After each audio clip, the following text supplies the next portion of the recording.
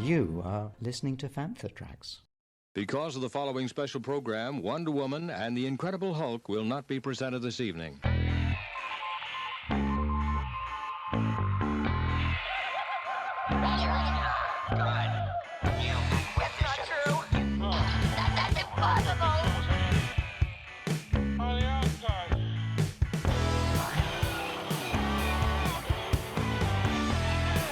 It's time to get all your Star Wars news in a single file.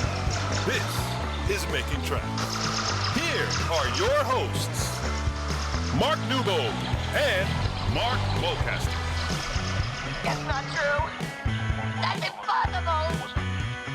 This is episode 38 of Making Tracks, brought to you by the lovely folk at fanfortracks.com. I'm your co-host Mark Mulcaster, and joining me today, as always, is Mr. Mark Newbold. Mark, how are you doing? I'm very well, thank you. How are you? I'm pretty good. How's your week in Star Wars been? Have you been up to much? As ever, the week has gone like that. It's just gone ridiculously fast, as these days seem to currently, blurring into one. Is it Wednesday? Is it Sunday? I've got no idea. Is it May? Is it April? I don't know. But yeah, loads of Star Wars news. Obviously, we're going to tuck into it in a minute. They've got Mandalorian Season 2, rumours of casting, different people coming in there. We'll have a little word about the virtual museum at Rancho Obi-Wan that's just been announced. We'll talk a bit about Disney Gallery Episode 3. Yeah, loads to talk about. Cool. So what do you want to start with? Some Mando rumours?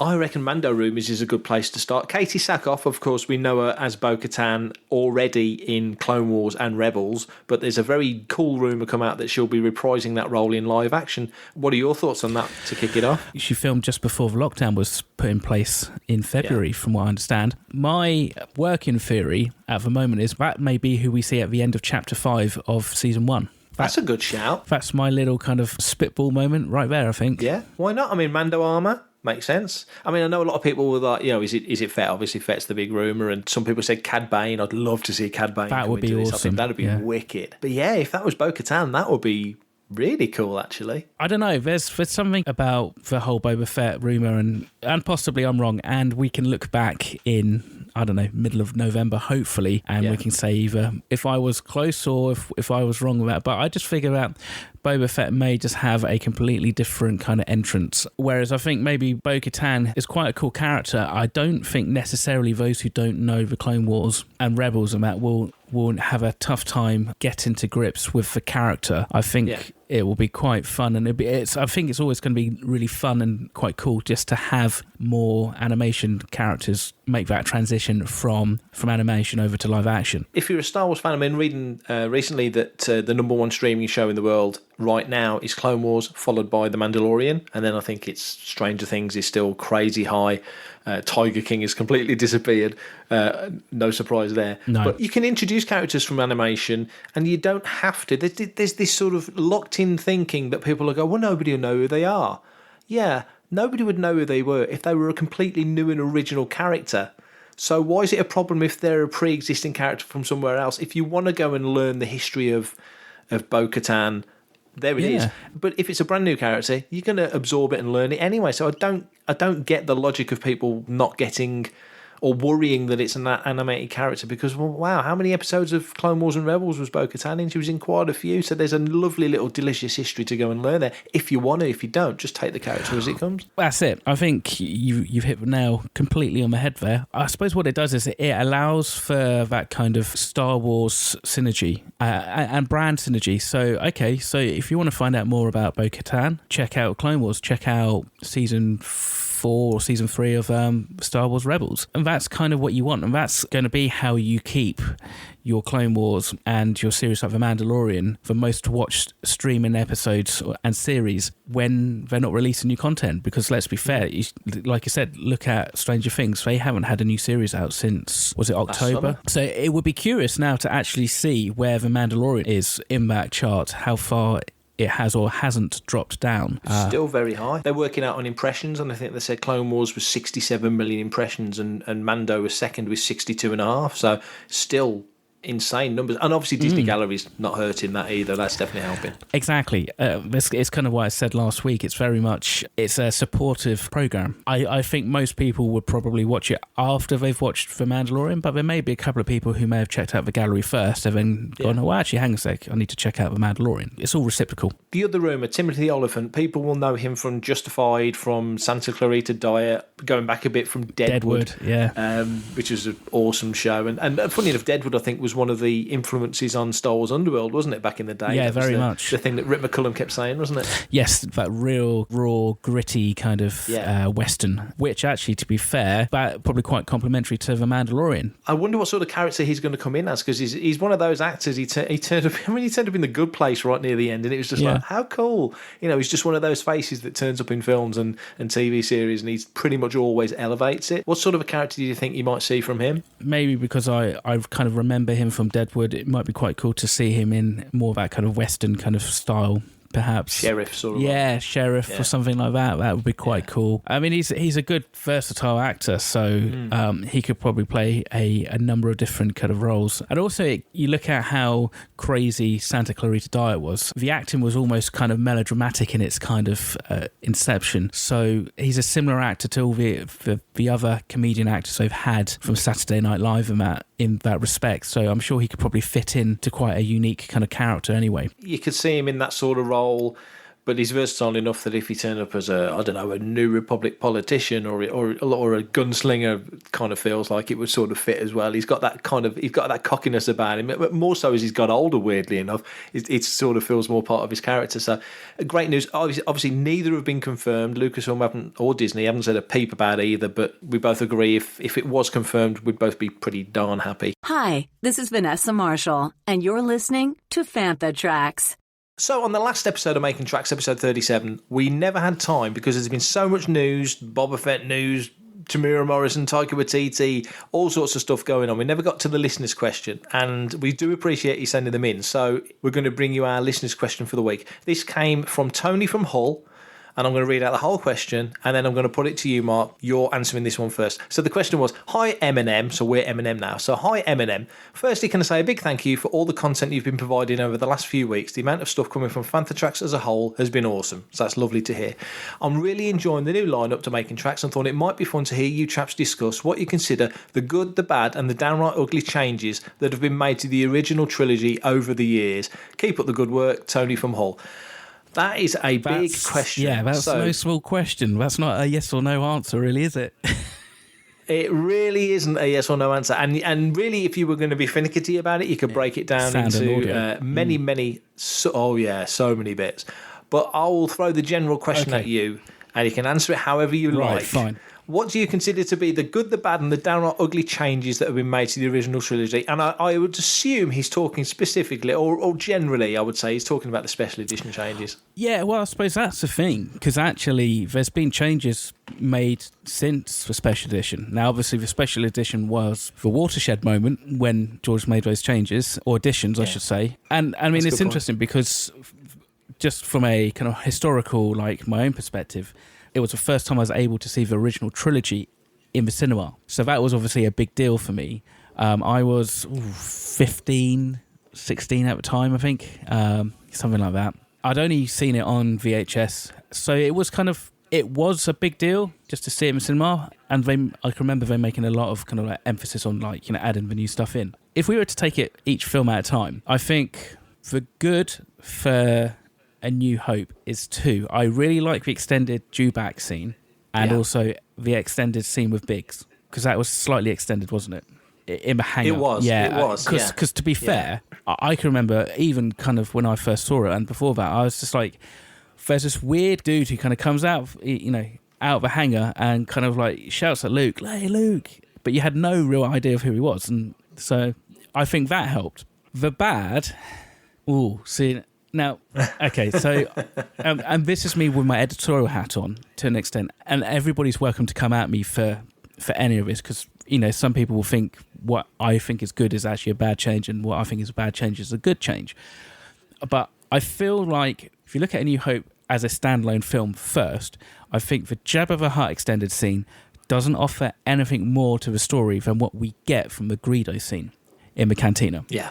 But obviously, George was looking at the bigger picture, and actually, what it does is it kind of sets up Return of the Jedi. It adds a little bit more weight, no pun intended, Jabba, to the fact that Han has this business arrangement with Jabba, and obviously he goes back on it. It also adds a little bit more emphasis to the Han Solo character for when you see him with the money at the end of the film, just before they're about to go into the Battle of Yavin, and he's like, I'm taking the money, I've got to pay off my debts. But then obviously he rescues and he helps Luke in the battle right at the end. So for me, that's the bad. The ugly, I think that came from their later Blu-ray release, and it's a double header, I'm afraid. It's the first time I mention audio, and that is the Crate Dragon Call in the latest version, I think, is just really bad. I think the version that they did for Special Edition wasn't particularly great, and I quite liked the original. It was one of those things that didn't really have any massive force on it either way, but seeing what they've done since then, it just sounds pretty awful. But the worst part for me, I think, is CG compositing the rocks in front of R2, which is such a small little thing. In the grand scheme of thought processes, it's such a literal kind of change that you see R2's tucked away in the rocks, but Tuscans come and grab Luke and drag him to the land speeder, and obviously you see Obi-Wan come out and all that kind of stuff. You don't need to be hiding back there, but it's just like partly the execution of the compositing doesn't quite work, and also it's kind of like I just can't see any way how R2 could have actually manoeuvred himself into that space now, because of the rock outcropping is kind of encroaching on too much of a screen. It's kind of like it's too literal, and I just don't think it really needed to be. So that's my choice for A New Hope anyway. What about yours? The tweak to the Sandcrawler scenes, the way they shot the Sandcrawler was gorgeous. Ben's hut looked great. Not that it didn't look good before, but I like Ben's hut. The Cantina editions were good. Didn't mind those so much. I totally agree with you on the Jabba scene, and I've often wondered, I mean, they redid it for the Blu-rays, and I've often thought, why haven't they gone back and done something, especially now when technology means that, you know, they could do a tweak where, okay, they have Han walking around and standing on Jabba's tail, and it's like, what you know Jabba from Jedi, apart from the fact it's only 3 years later, Jabba's way smaller, and yet we know Jabba's, you know, hundreds of years old. So there's why would he suddenly shrink or get bigger? That doesn't make any sense. The CG on both is just really not good compared to what you can do now. You look at the CG on Jabba in Phantom Menace, and he looks phenomenal. I think that's the nearest they've ever got to making him look like he did in Jedi. Didn't they update for the CG on the Blu-rays? Yeah, it didn't look any better than the original one with like the cat's eyes and changing the eyes just looked bleh. It was very sort of like the mask kind CG, but that was the level of CG technology at the time. Totally of the era, and that's the problem with adding CG additions, is that the models, the physical models, don't age that badly. CG ages badly. Our eyes have weirdly got used to it. You know, with models, it's generally just getting rid of matte lines and garbage mats and stuff. But CG, old CG doesn't age so well. So yeah, the Jabba scene, I think if you did it now, they wouldn't have Han walk around. They'd just get a body double and keep Harrison Ford's face and keep him stood in front of Jabba. Jabba would be the size he is in Jedi, i.e. way bigger, so they could just alter the eye line, and you know that they could comfortably do that now. Do something a little bit different, yeah. The main issue is that there's more changes made to A New Hope than any of the other two films, I think, combined. Depending on if you listen to the 70mm print version or a 35mm print version, there's different audio lines and stuff like that. You hear more lines from 3PO, yeah, exactly. Yeah.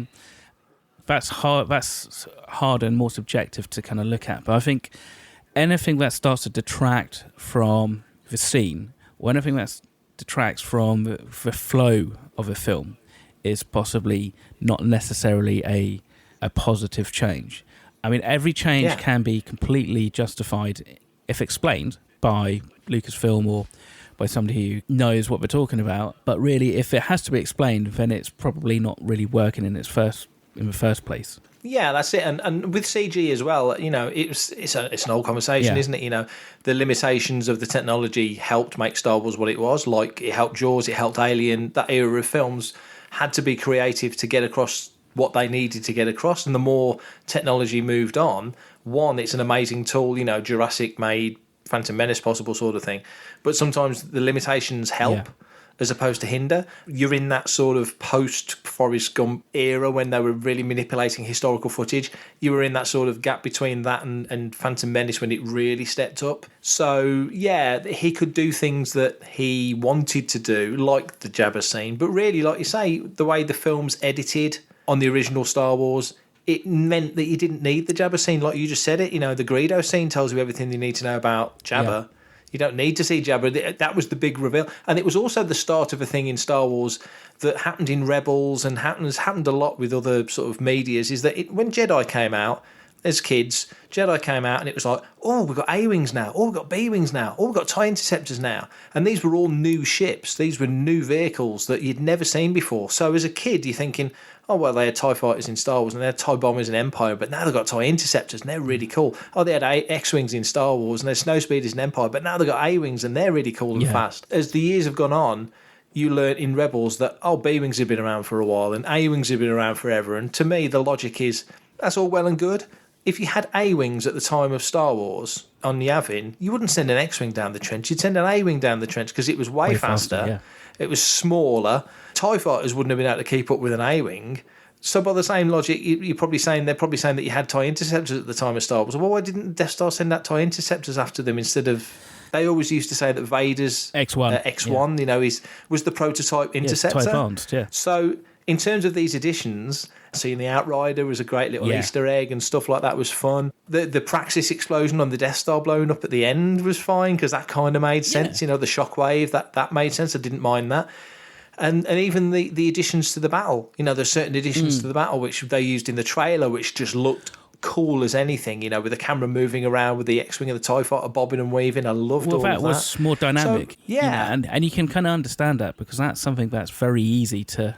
Well, not easy, but it's very an easy kind of addition because actually it doesn't date at all, really. I mean, it clearly the intention, but the stop motion wasn't really quite there. Well, the motion control wasn't right there to be able to probably pull off those shots exactly in the same kind of way. So, like you said, that is the whole kind of question is like, it's a film of its time, so do you need to update it? And I think nowadays, if we look at stuff like Game of Thrones and even the Marvel Cinematic Universe, you could get away quite easily with just a reference to a character like Greedo and Han talking about Jabba, and then that character appear in like 4 films' time.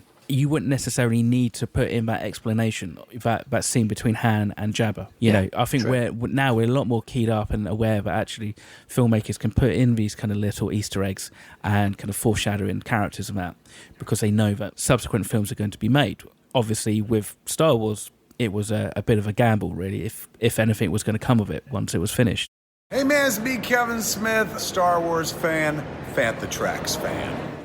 With the coronavirus roaring across the planet and stopping events and stopping gatherings and people getting together, we can't physically get together in one place, and so the Rancho Obi-Wan gala that was taking place in June has now been postponed to 2021. But the team over there have got busy and have formalised and announced something that they've been working on for a long time. It's the Rancho Obi-Wan Virtual Museum. So basically you can go to ranchoobiwan.org and go through the list of options and levels of membership which corresponds to the amount of access that you get to the virtual museum. So you can go in as a basic member and just browse and see what's in there, but also you can go right up to paying various amounts every month and giving more access where you can speak to Steve and go on virtual tours, and there's all sorts of crazy stuff and very worthwhile. And we're actually speaking to Steve on the next episode of the show, which will be out a week today. So Steve will walk you through the virtual museum and tell you what it's all about and how you can sign up to this subscription service.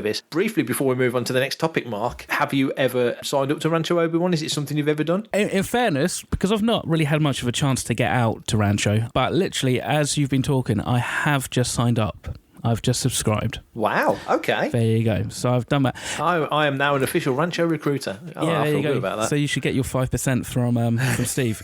But in fairness, I've donated money to them in the past for various things, and also through the Rebel Legion, we tend to donate any patches and stuff like that we produce. We tend to always keep stuff aside for Rancho, and then we get them to Rancho one way or another. Normally, it's we drop them off at Celebration and go, here you go, here's a a year's worth of patches and stuff. But this is a great opportunity, I think, for everybody who won't be able to possibly get out to the actual physical Rancho to see it. So I'm quite looking forward to seeing what Steve's going to offer us. I'm very lucky. I've been a few times, and it's an amazing tour. But we said this when we did the special episode for Farthest From 22 Live, when we were talking about our own collections. It's great having a collection. It's fantastic having all this stuff. It's, you know, you're a Star Wars fan, and that's how you show it. But if there's not a story, it's not so interesting. And the big pull for me, and I'm completely signing up to this, is to hear Steve tell those stories about how he got little figures from Japan or his fan-made figures from wherever, you know, anything. You can walk around with him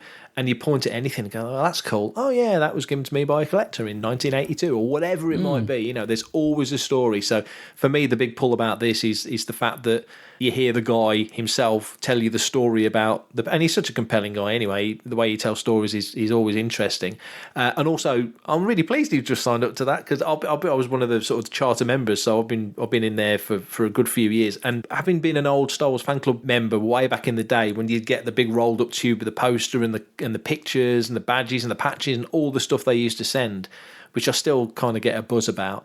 It's one of the few sort of fan clubs where they actually send you stuff out, so you get your package. Now you've signed up, you'll get your pin, you'll get your patch, you'll get your sort of folder pack with a special card and a message from Rancho and just explaining what they do.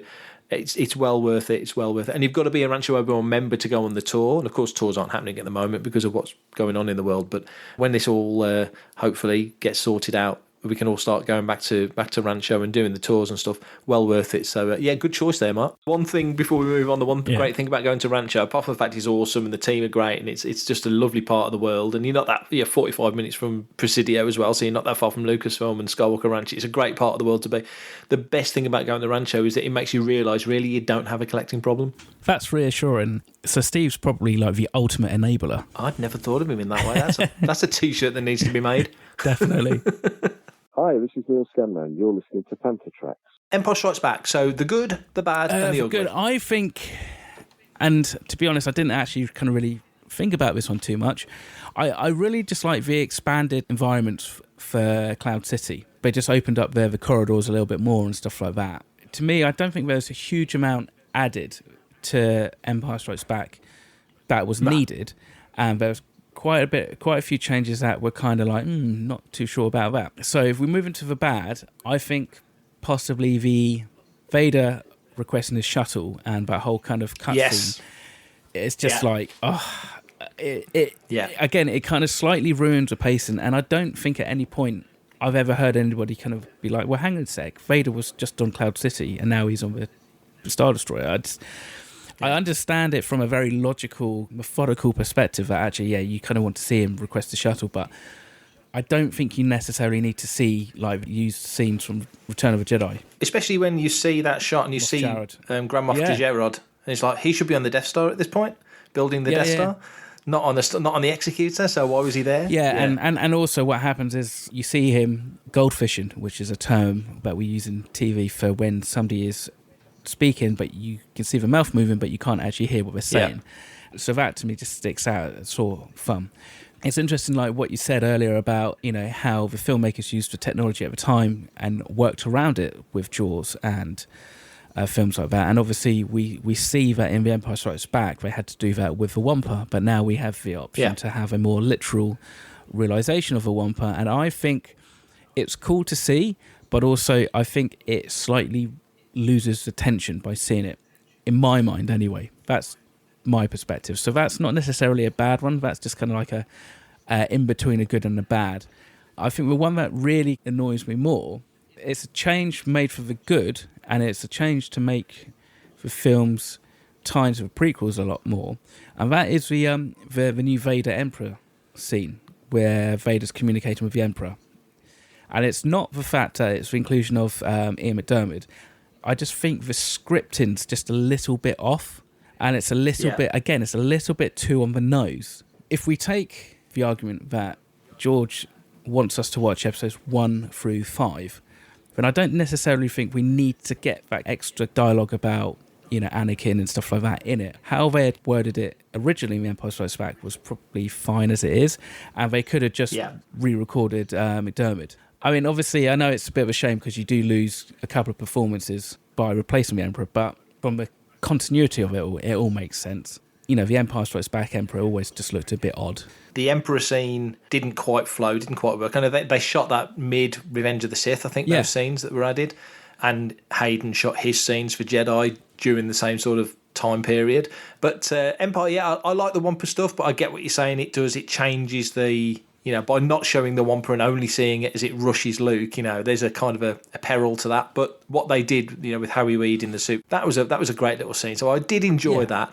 Not an awful lot else added. I mean, I think they tightened up the matte lines on the Snowspeeder battle, but I don't think from memory there's anything. No, they just recomposited stuff, didn't they? Really, did a bit of cleanup and that's all kind of good. I mean, that's what they should do, isn't it? I think that is what you should be using special editions for to an extent, is to kind of really just help the aging process a little bit, tidy up where you can, sort out, you know, stray blaster bolts and stuff like that. And because what you could see is you could almost see, like, there's times during the interior cockpit scenes, you could almost see like the frame was transparent, and it's not quite perfect because there's some weird stuff goes on with some of the pilot chest boxes. You see some of the colours change from one scene to another, but that's because they've got blue on the chest box and stuff like that. So that's... What do you think of that? I mean, as somebody who works with colour, do you think the grading's right on Empire? I mean, it shows up the most on Hoth. Yeah, obviously they cleaned up the prints for Special Edition. They then kind of regraded it for the 2011 or 2012 version, and then they regraded it again for the later version. And they've kind of, like, the last version was quite a lot more saturated. The trick for making Hoth feel like Hoth is you put a load of blue in the whites, and that automatically makes things feel brighter but also colder. So, I mean, I thought Hoth looked great, really. You know, I think anything to kind of like help with the compositing and, you know, removing matte boxes and stuff like that is worth it. I wonder if there's a certain amount of like, well, you know, the feeling at the time was, would people actually go to the cinema just to see Star Wars again, but just looking a little bit newer with new effects, but would we need to really give them a little bit more? I mean, that's why I like the Cloud City stuff, because we know it's CG and we can see that some of these... corridors have been kind of removed and they're now almost outside balconies and stuff, but it just feels more natural. I mean, I suppose you've got the extended scene leading into Cloud City as well, don't you? Yeah, it is lovely, and the scene with the twin pod flying through the city before Leia and Han have their little talk. I mean, I think with Empire, the edition that I didn't like was on the original special edition when Luke fell and he screamed. Yes, and that's gone. And I always, hasn't it? That's gone by the Blu-ray. I always hated that because it always felt like he drops in silence. It's defiance. He's like, screw you. I'd rather die. But when he falls and screams, it's like, no. Suddenly now it's fear and terror. And it's like, that's never how I read it. So when they changed it back, I thought that was a great shout, wasn't it? To change it and then put it back. Yeah, it was a good decision. Originally in Empire, the scene that you refer to, taking Vader getting back to the Executor, when in the new version it's like, prepare my stylish droid for my arrival, and the original was just bring my shuttle, which was like, he's never ever sounded more pissed off than when he says bring my shuttle, and they edited that out, and I hate that they took that away, because then also by making those slight additions, as good as they were visually, him going to the Lambda class shuttle, it looked great. It altered the music beats as well, so the music timing's slightly different on the special edition to the original. But, you know, I think Empire's done well. Like you said, changing the windows on Cloud City so you can see the outside. And I think, again, I look at it now and I think, if only they could do it now, they wouldn't have to change much of anything. Like, they keep all the stuff they shot and just recompose it, but it would just look so much nicer now if they could do it. They have done that for the Disney Plus versions, which we'll talk about after we've spoken about Return of the Jedi. Hello, I'm Warwick Davis, and you're listening to Fantha Tracks. The third episode of the Disney Gallery series dropped on the Disney Plus app, which was to do with the cast of The Mandalorian, or cast, depending on where you hail from in the world. So, have you had a chance to watch it yet, Mark? I have. I really enjoyed it. It was good. Like you say, I think of the previous two directors and Legacy were so impressive. I mean, everyone was raving last week about the whole Filoni speech. And I've noticed this week on social media, and again, shouldn't take any notice of it because it's all just hot air, but some people are getting kind of snotty that people didn't know what Filoni was saying. I don't think anybody didn't get what he was saying. I think it was the way he said it. He so concisely worded it. You could see the other directors looking at him like, Wow, I hadn't thought of it like that before. So I don't think it was anything he said was new knowledge. It's just the way he said it. So I noticed a bit of snark about that, which I thought was kind of a bit mean. But this episode, yeah, it was. It was a bit of a love-in. Like actors do. Yes. Carl Weathers is a ledge anyway, isn't he? We all know it. Yeah. Gina Carano is just awesome, and she's so thrown herself into it. And I've liked Pedro Pascal for a good long while. I think he's brilliant, and I think he's almost criminal hiding his face because I think he's one of those watchable actors. But he's got such a great voice. Watching him do the voice work for it, in the room with all the other, with Matt Wood over there and Filoni over there, it was just like that was very cool. It's one of those episodes where I think you kind of have to just enjoy the fact that there's chemistry around a table between Gina and Carl and Pedro and John and Dave and Matt. So that was really nice to kind of see. Like you said, it kind of was reminiscent to the J.J. Abrams' Force Awakens commentary where everybody was great and did a wonderful job and, blah, blah, blah. But that's fine. For instance, you've got Gina, who is fairly inexperienced from an acting perspective, but was really getting the character. And then you had Carl, who is, a seasoned veteran. You got two different takes. And I think also you got two different approaches to the craft of acting, which I think was quite interesting. And it was fun. Lots of little kind of like fun stories and stuff to be had. So it was nice. I do think that some people, when they were saying that about Dave, was, he hasn't kind of presented a new theory, but what he's done is he's concisely worded it in a way that just makes sense and makes the average person who probably has never thought about this stuff kind of go, oh, actually, hang on a sec, that makes a lot of sense and that's really clever. And I think if we take the actual, what he was saying to one side and actually just go, well, look, this just shows the kind of thought that actually sometimes does go into making these films.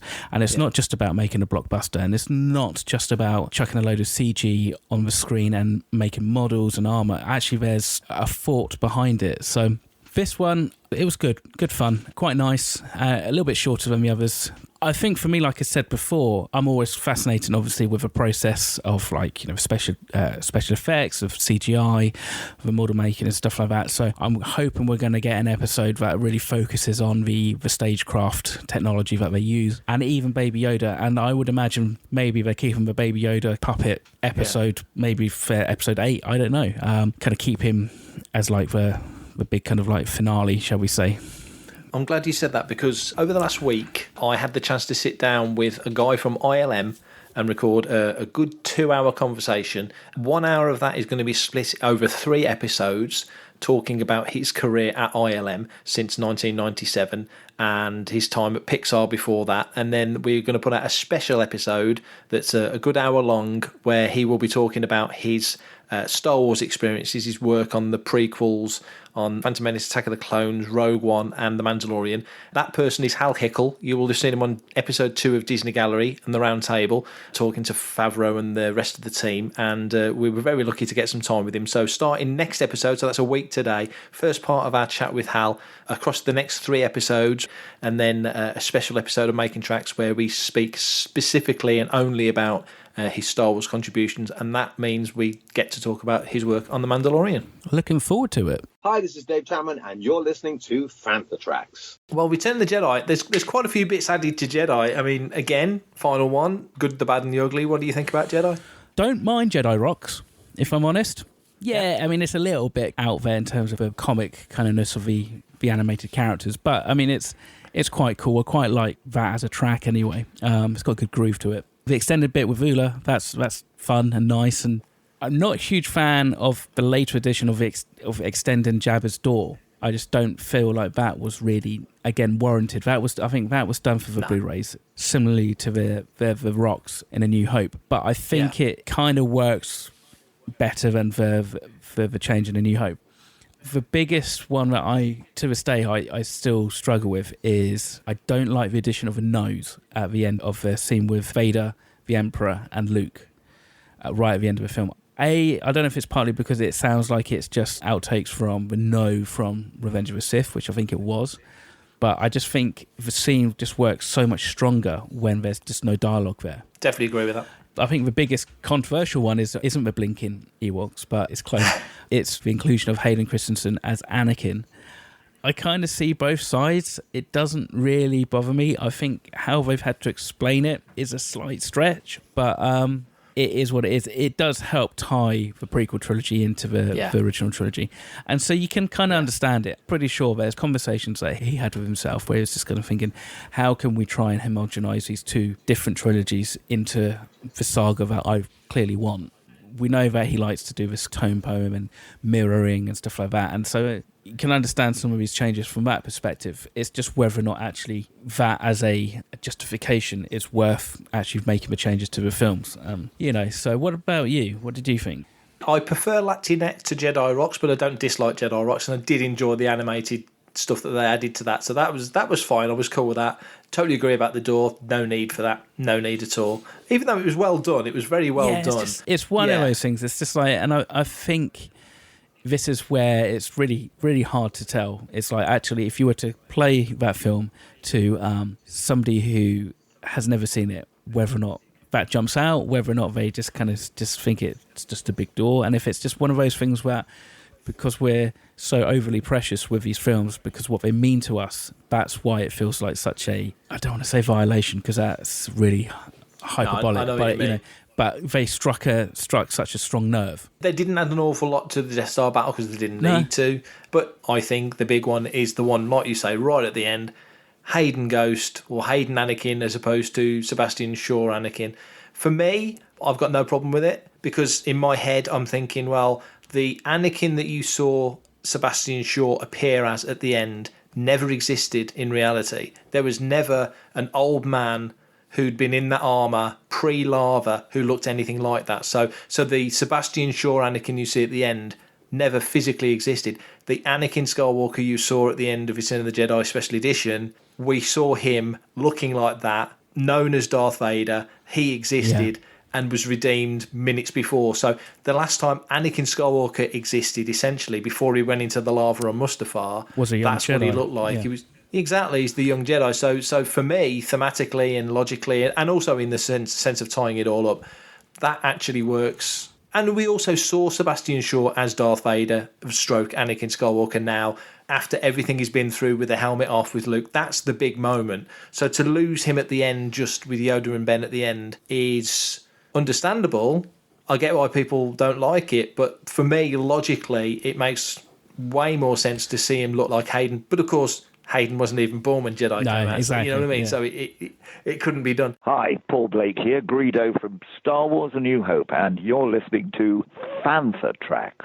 You mentioned Disney Plus. There's been some tweaks and changes there. So A New Hope, there's the McClunky edit. Have you seen that? I interviewed Paul Blake, and it's on Fantha Tracks. Just do a search for Paul Blake, you'll find it. And he actually mentioned McClunky, and he didn't remember recording it, but I think if I remember from the interview, he thinks that it was probably a line of audio that he did way back when that never got used. So he thinks that he recorded that back in the 70s. Right, yeah. It's not a newly recorded, as far as he understands it. He certainly didn't record it From recently. what I understand, it's the last scrapings of dialogue. It's the last thing George worked on before he sold the company. So basically what had happened was they'd rescanned the films to 4K to help with the 3D conversions. And obviously what they have done is they've done, again, some tweaks to the compositing and some cleanup on some of that as well, which is never going to be a bad thing, I don't really think. Disney have released an HDR version for Disney Plus, which is not, again, a bad thing. But they've changed the grade on all three films. They've regraded it. Okay. And the grade, to me, personally, as a colorist, I do slightly struggle with. I've done some side-by-sides, and it's a lot more muted. It works in some scenes, and in others it doesn't. It makes Princess Leia's white dress more beigey. Just the overall tone is a lot more warmer. Everything's a little bit more cinematic. And cinema has kind of like a slightly more warmer kind of color temperature. But what that means is that Hoth doesn't particularly feel as cold, because, like I said, in the regraded versions, they kind of added a lot of blue in, and it kind of felt quite cold. The skin tones feel a lot more natural, but they smoothed them out a little bit, and I think this is partly a problem with the HDR version that has been made. But because you tend to make the HDR version first, and then you can make the standard dynamic range, which is what most people will view from that. And I think it might have been something that's happened in that process.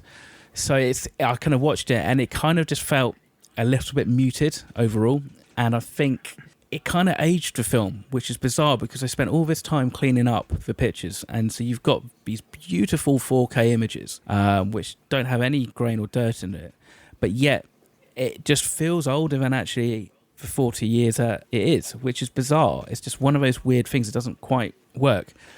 But then actually, it kind of now slightly sits in closer with the cinematic look and feel of the sequel trilogy and stuff like The Mandalorian, because you see how The Mandalorian's quite muted from a colour palette perspective. Yeah. That's kind of a similar kind of thing. So I'm kind of slightly on the fence about it, and I'm not 100% sure, from what I understand, if George had any involvement in the grade, whereas in the regrade from 2011, it wasn't just done in a couple of days, it was weeks and weeks and weeks of regrading and discussing and stuff like that, and it was kind of George's creative input. This, I would probably guess, and might have actually not have happened part of the work that he did before he sold it, and this is obviously something that's happened since Disney have picked up and done the HDR versions. But hey, if anybody knows anything more about it, please write in, because I'd be curious to either be corrected or find out more about it. Okay, that's all we've got for episode 38 of Making Tracks. If you want to be part of the action and stay updated on all the latest Star Wars news, visit fanthatracks.com or check out the Fanthatracks app through the App Store to follow us on your mobile device. You can reach out to us and send in your listeners' questions by emailing radio@fanthatracks.com. Now, as you heard in this episode, Tony from Hull sent in a question that's taken us the whole episode to answer. That's absolutely fine. So send us in your big questions, send us in your little questions, comment, like and share on any of our social media feeds at Fanthatracks, and be sure to subscribe, leave a review, preferably a 5-star one please, on Apple Podcasts, Google Podcasts, Spotify, or your podcatcher or smart speaker of choice. That's all for this episode. Mark, thank you again for rambling on about Star Wars. You're welcome. We do that pretty well, I think. Yeah. Why not? Let's do it again next week. We're getting there. Everybody stay safe, and we'll speak to you next time. Take care. Coming up next on Fantha Tracks Radio, it's another episode of Making Tracks.